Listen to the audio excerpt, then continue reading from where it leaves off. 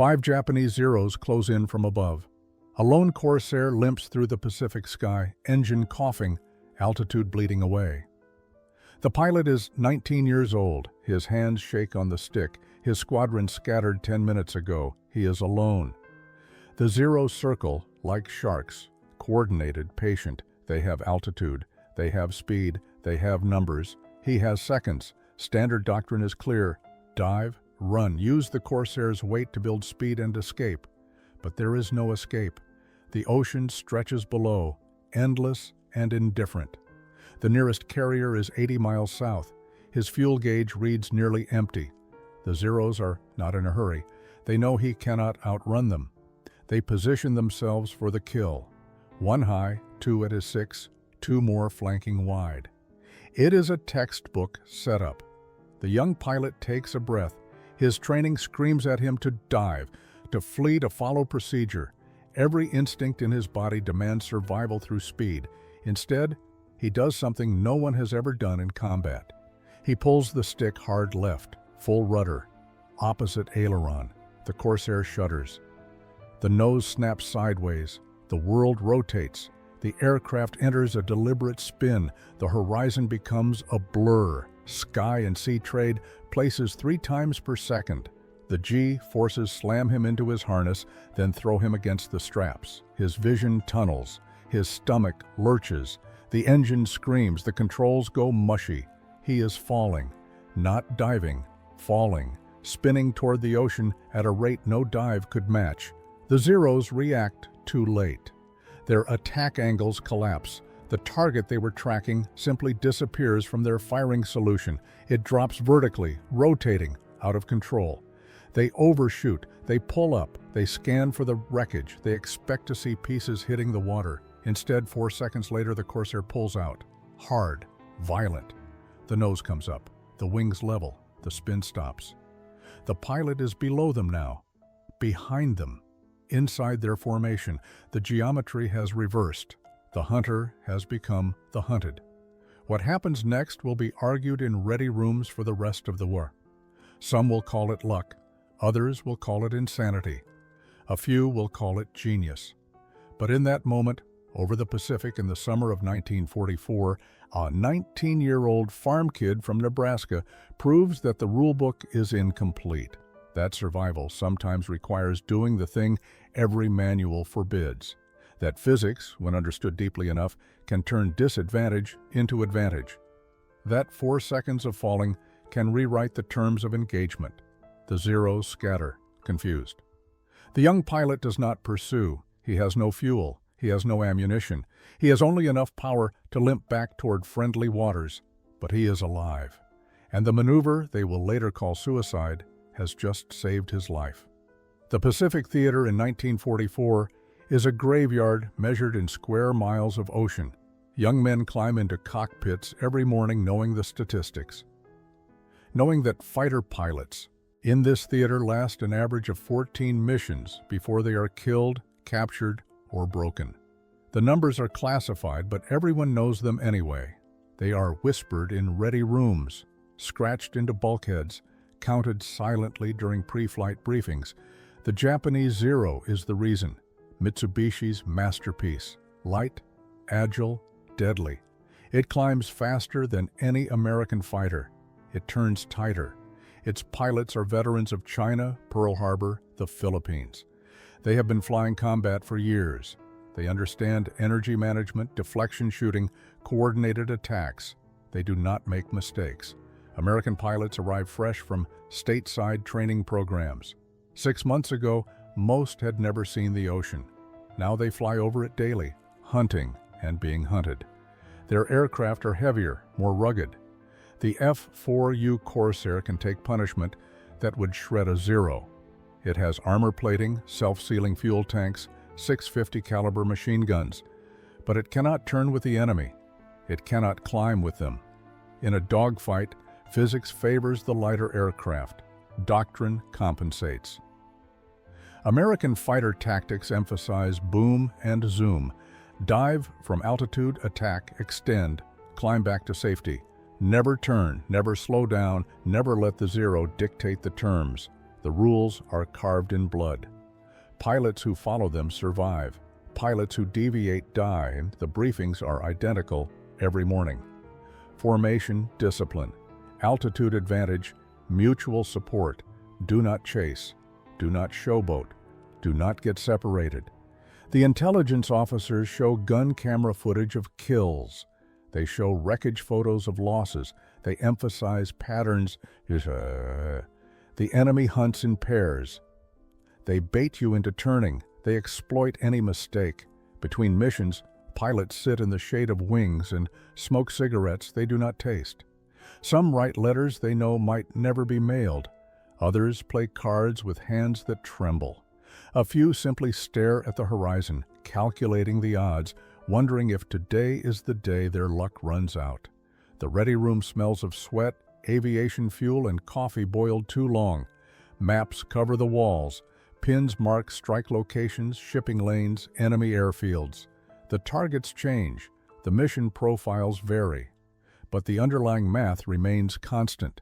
You will encounter enemy fighters. You will be outnumbered. Your survival depends on discipline, teamwork, and never breaking the rules. New pilots arrive weekly. They are bright-eyed and eager. They ask questions. They talk about tactics they learned in flight school. The veterans do not answer. They simply watch. Some of the new pilots will still be here in a month. Most will not. The squadron loses 3 aircraft in 1 week, then 2 more. Replacements arrive, fly 5 missions, and disappear over empty ocean. The names blur together. The faces fade. Ground crews stop personalizing aircraft. There is no point. The crew chief who painted a nickname on a Corsair nose will be scrubbing it off 3 days later to make room for the next pilot's call sign. This is the sky that swallowed boys. This is the war that does not care about potential or talent or dreams. It cares only about physics, firepower, and whether you follow the rules that keep you alive. Robert Keller was born in 1925 in a town so small it did not appear on most maps. Western Nebraska. Wheat fields and dust storms, the kind of place where the sky feels bigger than the ground. His father ran a crop dusting service. 2 biplanes, a hangar made of corrugated tin, and a business model built on hope and desperation. Farmers paid when the harvest came in. Sometimes it did not come in. Bobby spent his childhood around aircraft. He learned to read by studying maintenance manuals. He learned math by calculating fuel loads and spray patterns. By the time he was 10, he could strip an engine and rebuild it. By 12, he was flying. His father needed a second pilot. Labor was cheap if it was family. Bobby soloed at 14. No official license, no instructor rating, just a handshake agreement with the local sheriff who looked the other way. He flew low and slow over wheat fields, releasing pesticide in careful patterns. He learned how aircraft behaved at the edge of a stall, how much rudder to apply in a crosswind, how to recover when a gust flipped you inverted at 200 feet. He learned by surviving. School bored him. The teachers talked about history and literature. Bobby drew airplanes in the margins of his notebooks, wings and stabilizers, airfoil cross-sections. He sketched the way wind moved over curved surfaces. He filled pages with diagrams that looked like art, but were really physics. His classmates thought he was odd. He did not play sports. He did not chase girls. He sat alone at lunch and drew. When the war started, Bobby was 16, too young to enlist. He watched older boys leave for training, their families proud, their futures uncertain. He kept flying, kept sketching, kept thinking about lift and drag and the invisible forces that kept metal in the air. At 18, he enlisted. The recruiter asked if he had flight experience. Bobby said yes. The recruiter did not ask for details. The Navy needed pilots. It needed them fast. Training was abbreviated. Bobby already knew how to fly, but he did not know how to fight. Flight school taught him formation tactics, gunnery, navigation. It taught him rules. Do not spin, do not stall, do not deviate from doctrine. Instructors hammered the lessons home. Pilots who freelanced died. Pilots who followed procedure survived. Bobby listened. He took notes. But at night in his bunk, he pulled out his notebook and sketched. He drew zeros and Corsairs. He calculated turning radii. He measured energy states. He saw patterns in the combat reports. He saw gaps in the logic. He wanted to ask questions, but the instructors did not want questions. They wanted obedience. In May of 1944, Bobby graduated. Ensign Robert Keller, 19 years old. He was assigned to a fighter squadron in the Pacific. He packed his bag. He packed his notebook. He did not tell anyone about the diagrams. He did not mention the idea forming in his mind, the idea that doctrine might be wrong, that there might be another way. He shipped out quietly, one more replacement pilot, heading toward a war that consumed boys faster than the training schools could produce them. The Spin is aviation's oldest killer. It has destroyed more aircraft and more pilots than any enemy ever could. The physics are deceptively simple. When one wing stalls before the other, the aircraft yaws. The nose drops, rotation begins, altitude bleeds away. Without immediate corrective input, the Spin tightens. The aircraft corkscrews toward the ground. Recovery requires opposite rudder, forward stick, and altitude. Lots of altitude. Training manuals dedicate entire chapters to Spin avoidance. Primary instruction emphasizes recognition. The buffet, the mushy controls, the warning signs that precede departure from controlled flight. Students practice recovery at safe altitudes. 5,000 feet minimum. Sometimes it works. Sometimes it does not. The training accidents are not widely publicized. Flight instructors know the statistics. A Spin initiated below 3,000 feet is often unrecoverable. The altitude loss is too rapid. The rotation too violent. Panic sets in. Pilots pull back on the stick, the worst possible input. The Spin tightens. The ground rushes up. By the time they realize the mistake, physics has made the decision for them. Combat doctrine is absolute. Never spin, never stall. Never put the aircraft into any configuration that reduces your ability to maneuver, shoot, or escape. The reasoning is sound. A spinning aircraft is defenseless. It cannot fire. It cannot evade. It presents a stationary target to any enemy with patience. Enemy pilots know this. They have watched Allied aircraft depart controlled flight during hard turns. They have watched them spin into the ocean. They do not even waste ammunition. They simply orbit and wait for the splash. The Corsair has particular characteristics that make spinning even more dangerous. Its long nose blocks forward visibility. Its heavy engine creates gyroscopic effects. Its inverted gull wing design changes the stall progression. Pilots are briefed extensively. The Corsair will bite you if you mishandle it. Respect the aircraft. Respect the limits. Do not push beyond the envelope. Do not experiment. In the Pacific, where most combat occurs over open water, a spin is a death sentence even if you recover. The altitude loss is catastrophic.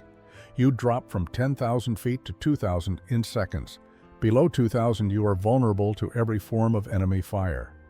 Anti-aircraft positions on islands, patrol boats with deck guns, Zeros at low altitude who do not need to dive. You become prey. Squadron leaders emphasize this during every briefing. Maintain altitude. Altitude is life.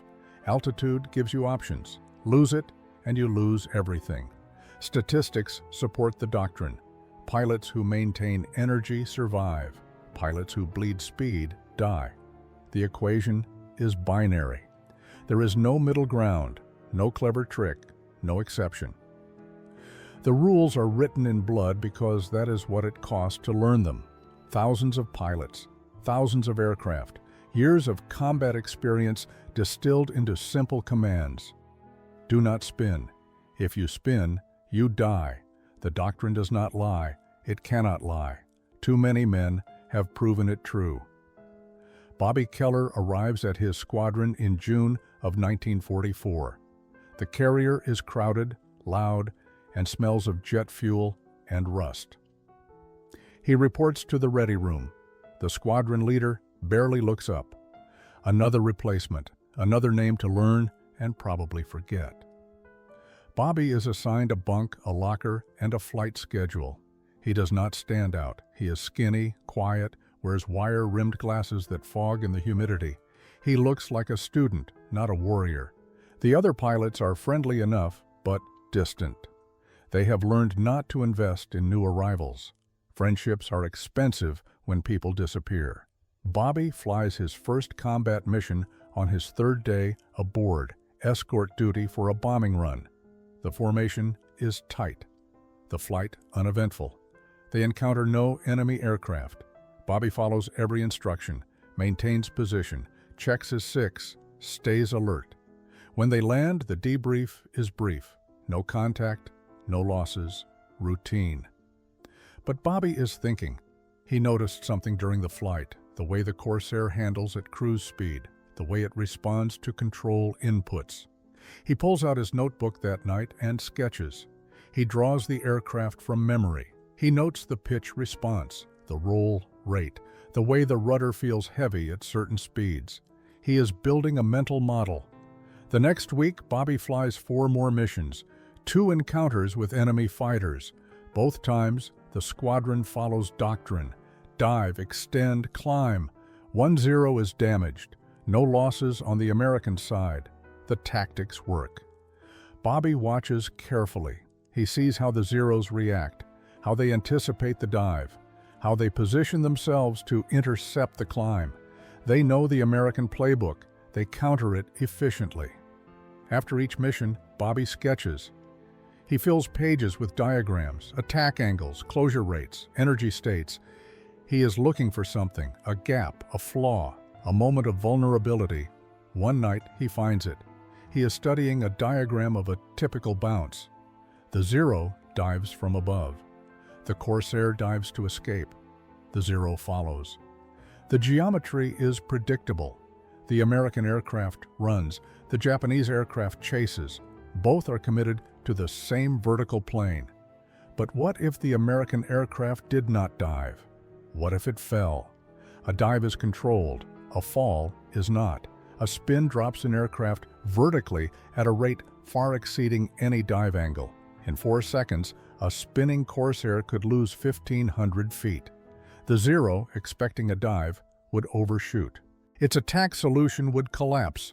The geometry would reverse. Bobby runs the numbers. He measures the spin rate of a Corsair based on its weight and dimensions. He calculates altitude loss. He factors in recovery time. The math works. On paper. But paper does not account for panic. It does not account for disorientation or control response at high rotation rates. It does not account for the fact that deliberate spins violate every rule he has been taught. Bobby knows he cannot pitch this idea to his squadron leader. He has seen how suggestions are received. Doctrine is not negotiable. The rules exist because they work. Proposing a deliberate spin would get him grounded, labeled reckless, sent home. So he stays quiet, he keeps sketching, and he waits for a moment when survival will matter more than rules. July 9, 1944, Bobby Keller is assigned to a combat air patrol, 4 Corsairs. Wide sweep north of the carrier group. The mission is simple. Intercept any enemy reconnaissance aircraft. Protect the fleet. Visibility is perfect. The sky is pale blue and endless. The ocean below glitters in the morning sun. Bobby flies wing position. His section leader is Lieutenant Morrison, a veteran with 23 missions. Morrison does not talk much. He flies by the book. He expects the same from his wingmen. They orbit at 12,000 feet for 90 minutes. No contacts. Fuel begins to run low.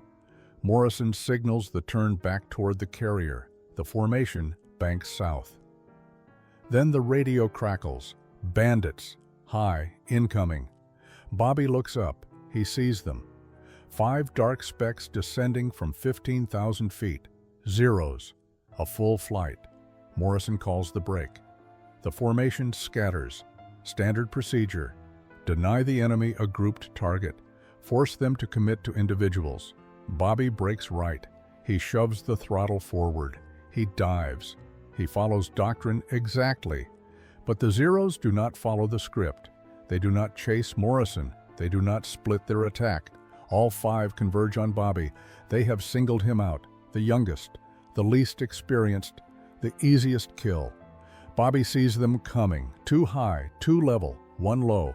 They are boxing him in, cutting off angles. He cannot climb.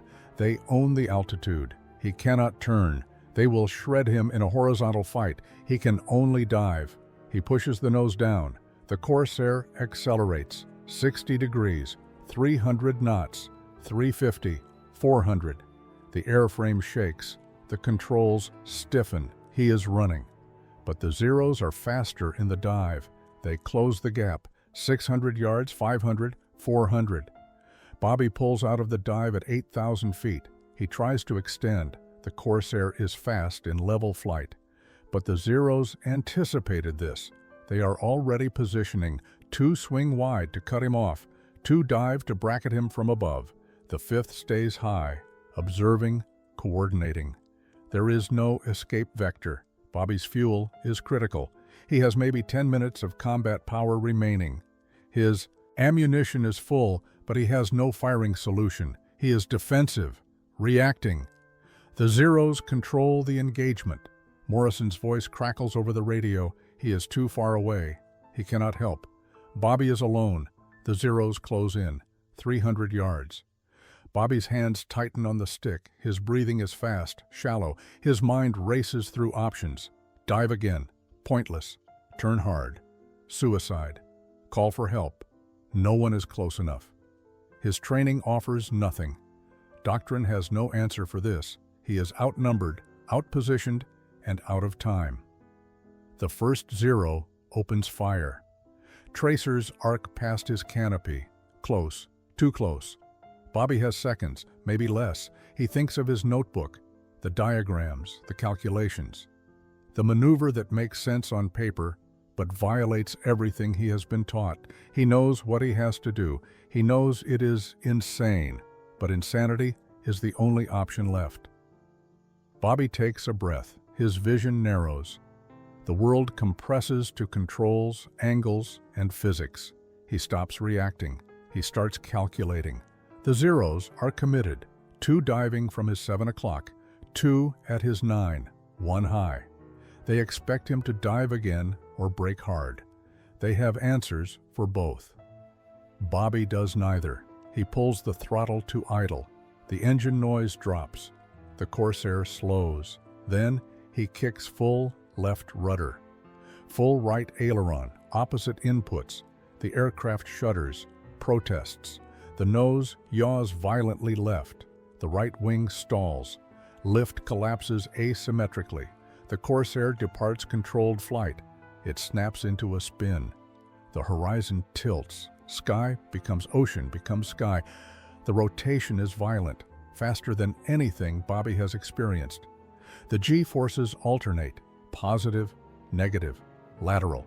His harness cuts into his shoulders. His head slams against the headrest.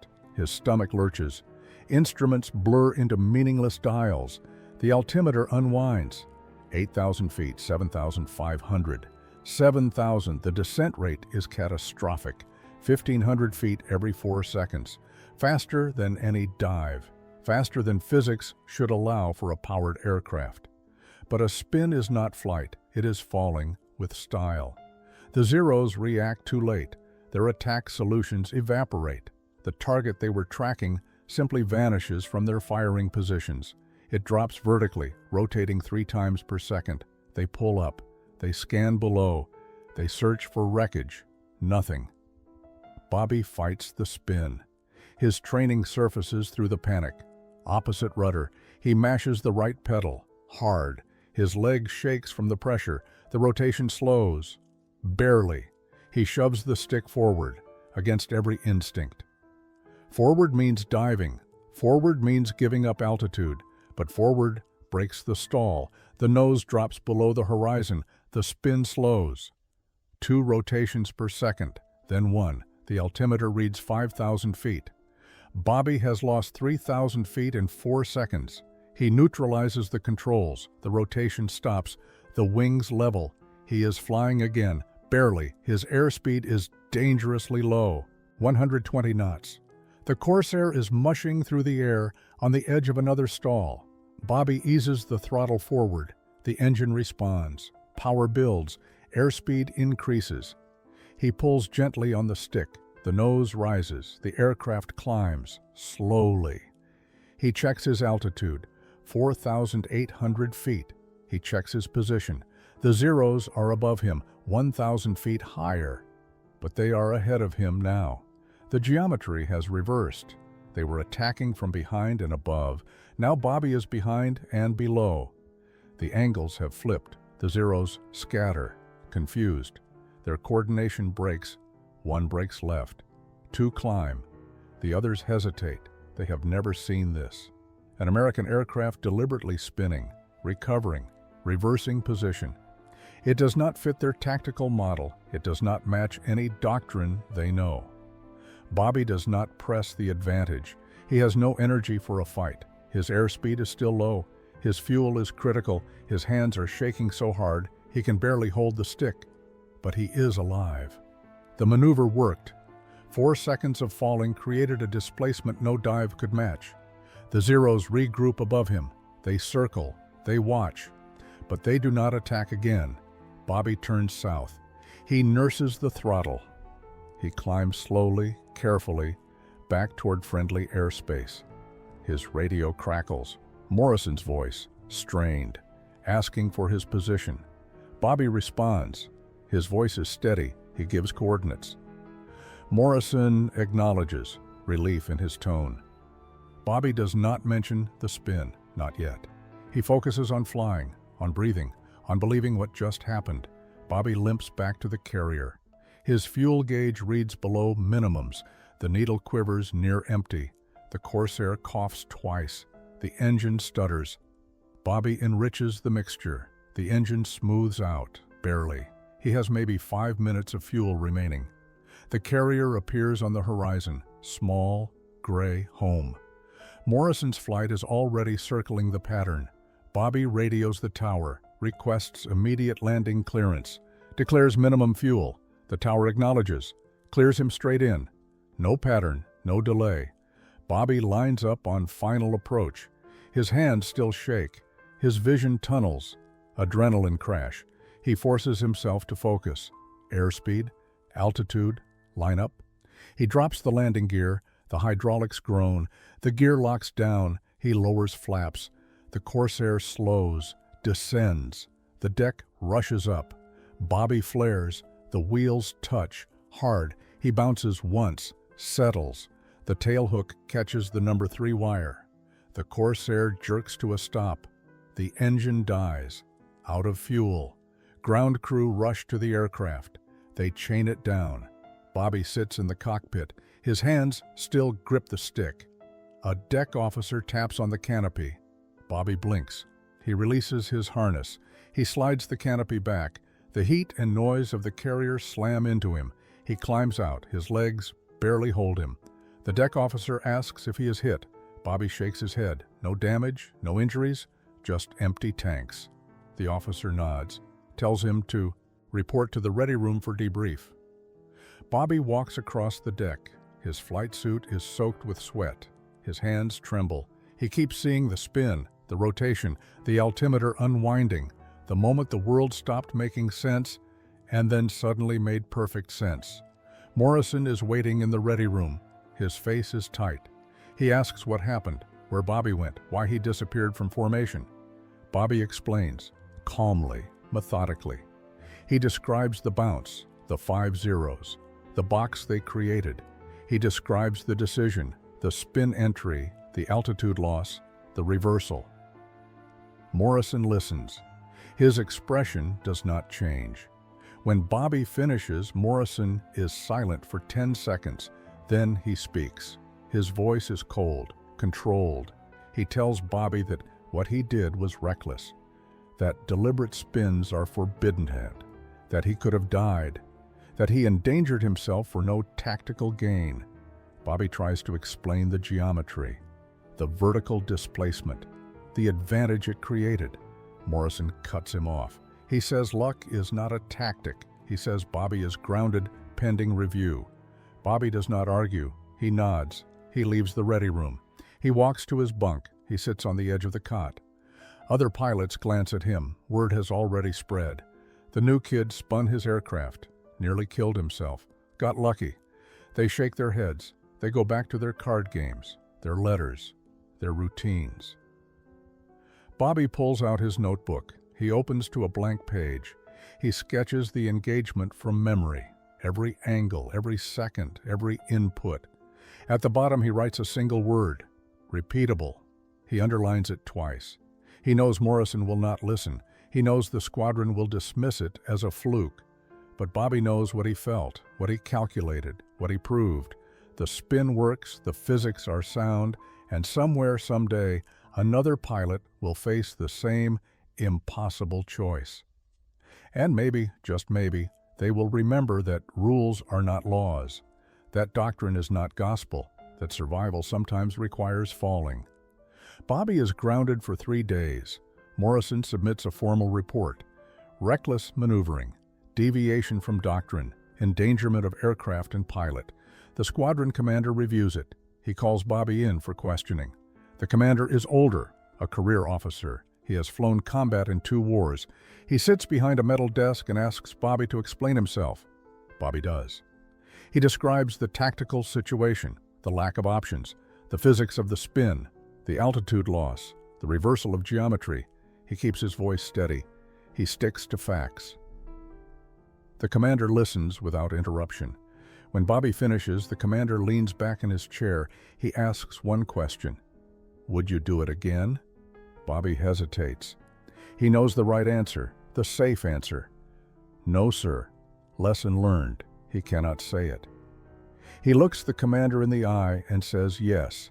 If the situation required it, yes. The room is silent. The commander studies Bobby's face. Then he nods.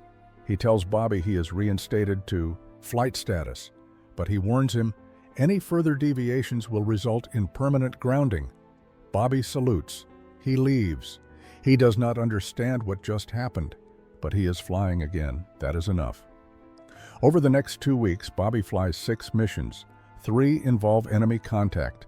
Each time, he follows doctrine. He does not spin, he does not deviate, he proves he can be disciplined.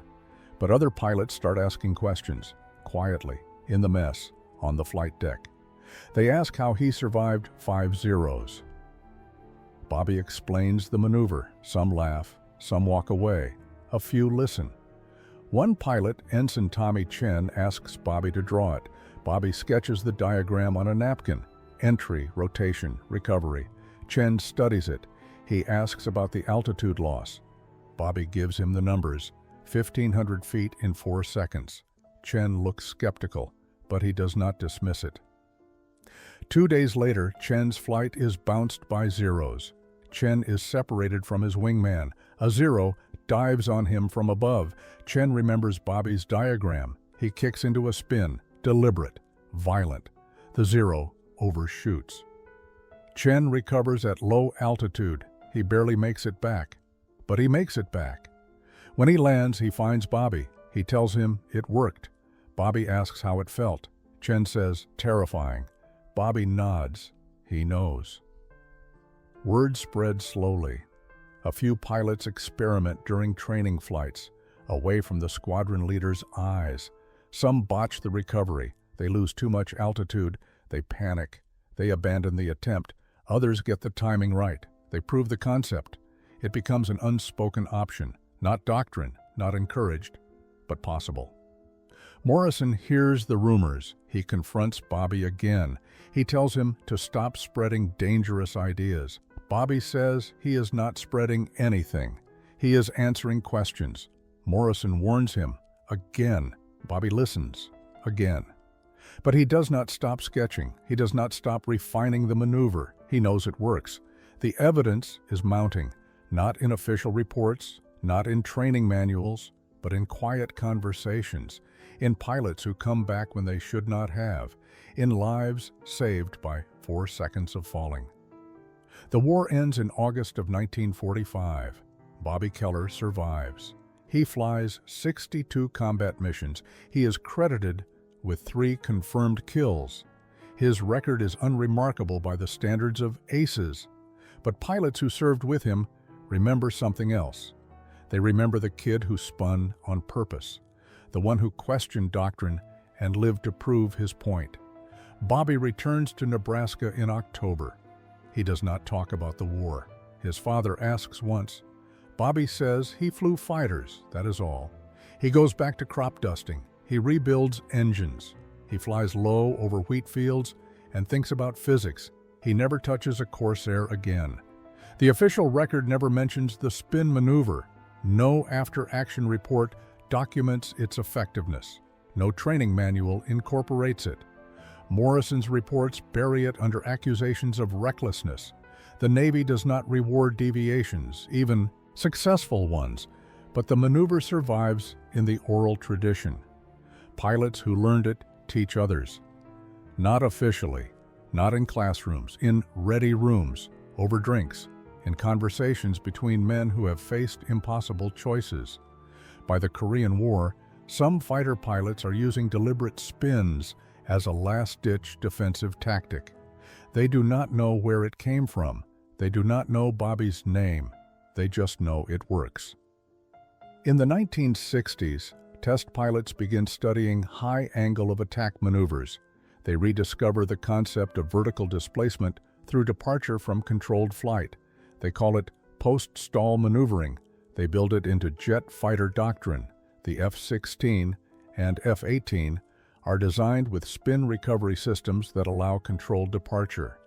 The physics Bobby understood in 1944 become the foundation of modern air combat tactics, but his name appears nowhere in the literature. Bobby Keller dies in 1992. Heart attack. He is 67 years old. His obituary in the local paper mentions his crop dusting business. It mentions his service in World War II. It does not mention the spin. His notebook, filled with diagrams and calculations, is thrown away by relatives who do not understand its significance. The carrier he served on is scrapped. The Corsairs are melted down or placed in museums. The men who flew with him die one by one. The memory fades. But the principle endures. In flight schools today, instructors teach energy management. They teach that altitude can be traded for position. They teach that unconventional maneuvers can reverse an engagement. They do not teach deliberate spins, too dangerous, too easy to misapply. But they teach the thinking behind it, the willingness to question, the courage to test, the understanding that doctrine is a guide, not a cage.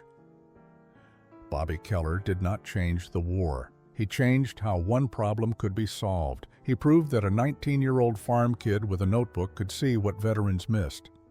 That desperation plus physics equals innovation. That 4 seconds of falling executed with precision could mean the difference between death and survival. His name is forgotten. His maneuver lives on. Encoded in training, hidden in tactics, whispered in stories, the spin that should have killed him became the fall that saved others.